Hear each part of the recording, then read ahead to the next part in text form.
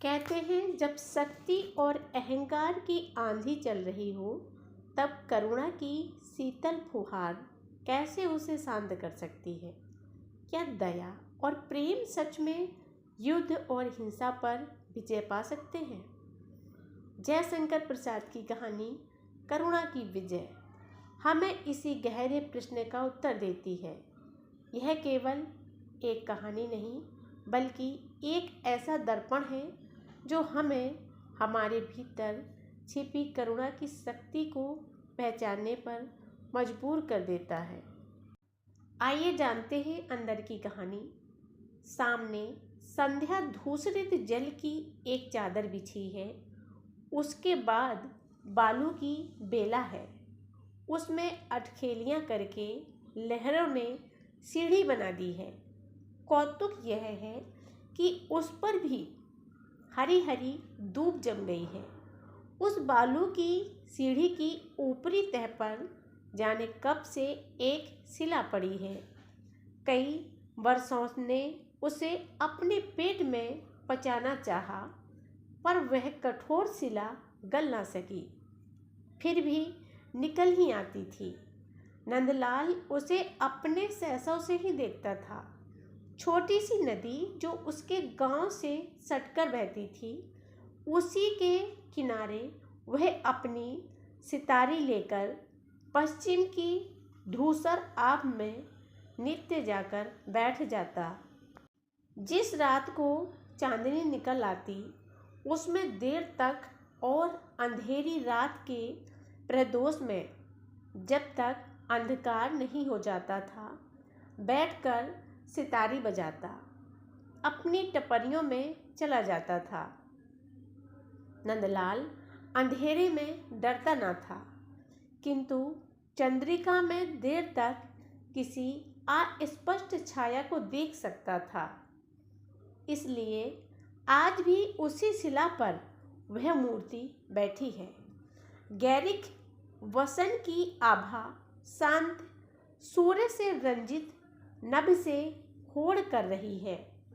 दो चार लटें इधर उधर मासल अंश पर वन के साथ खेल रही हैं। नदी के किनारे प्रायः पवन का बसेरा रहता है।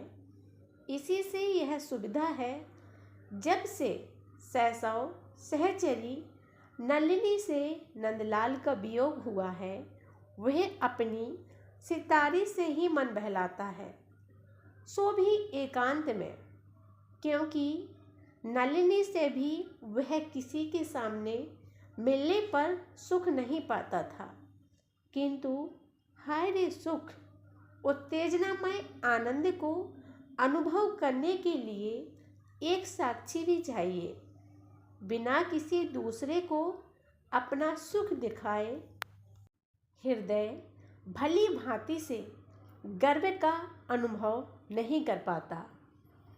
चंद किरण, नदी, तरंग, मलय, हिलोल, कुसुम, सुरभि और रसाल वृक्ष के साथ ही नंदलाल को यह भी विश्वास था कि उस पार का योगी भी कभी कभी उस सितारी की मीड़ से मरोड़ खाता है। लटें उसके कपोल पर ताल देने लगती हैं। चांदनी निखरी थी। आज अपनी सितारी के साथ नंदलाल भी गाने लगा था। वह प्रणय संगीत था। भावुकता और काल्पनिक प्रेम का संभार बड़े वेग से उच्छ्वासित हुआ। अंतःकरण से दबी हुई तरल वृत्ति जो विस्मृत स्वप्न के समान हल्का प्रकाश देती थी, आज न जाने क्यों गैरिक निर्झर की तरह उबल पड़ी। जो वस्तु आज तक मैत्री का सुख चिन्ह थी, जो सरल हृदय का उपहार थी, जो उदारता की कृतज्ञता थी, उसने ज्वाला लालसापूर्ण प्रेम का रूप धारण किया। संगीत चलने लगा। अरे कौन है, मुझे बचाओ। आए पवन के उपयुक्त दूध की तरह यह संदेश नंदलाल के कानों तक पहुंचाया। वह व्याकुल होकर सितारी छोड़कर दौड़ा, नदी में फांद पड़ा। उसके कानों में नलिनी का सा स्वर सुनाई पड़ा। नदी छोटी थी, खरस्रोता थी। नंदलाल हाथ मारता हुआ लहरों को चीर रहा था। उसके बाहुपास में एक सुकुमार शरीर आ गया। चंद्र किरणों और लहरियों को बातचीत करने का एक आधार मिला। लहरी कहने लगी, अभागे, तू इस दुखिया नलिनी को बचाने क्यों आया?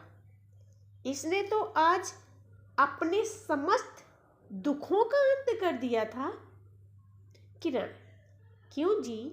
तुम लोगों ने नंदलाल को बहुत दिन तक बीच में बहाकर हल्ला गुल्ला मचाकर बचाया था। लहरी, और तुम ही तो प्रकाश डालकर उसे सचेत कराते रही हो। किरण, आज तक उस बेचारे को अंधेरे में रखा था, केवल आलोक की कल्पना करके। वह अपने आलेख पट को उद्भासित कर लेता था। उस पार का योगी सुदूरवर्ती परदेसी की रम्य स्मृति को शांत तपोवन का दृश्य था। लहरी, पगली, सुख स्वप्न के सदृश और आशा में आनंद के समान मैं बीच में पड़ी पड़ी उसके सरल नेह का बहुत दिनों तक संचय करती रही। आंतरिक आकर्षणपूर्ण सम्मिलित होने पर भी वासना रहित निष्काम सौंदर्यमय व्यवधान बनकर मैं दोनों के बीच में बहती थी। किंतु नंदलाल इतने में संतुष्ट न हो सका। उछल कूद कर हाथ चलाकर मुझे भी गंदला कर दिया। उसे बहने, डूबने और उतराने का आवेश बढ़ गया था। किरण हूँ, तब डूबे बहे।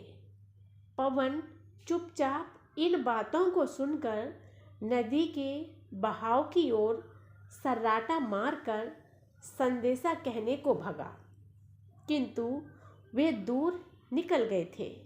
सितारी मूर्छना में पड़ी रही। अगर आपको हमारी वीडियो पसंद आए तो हमारे चैनल को लाइक सब्सक्राइब ज़रूर करिएगा, जिससे आने वाले वीडियो की नोटिफिकेशन आप तक पहुंचती रहेगी।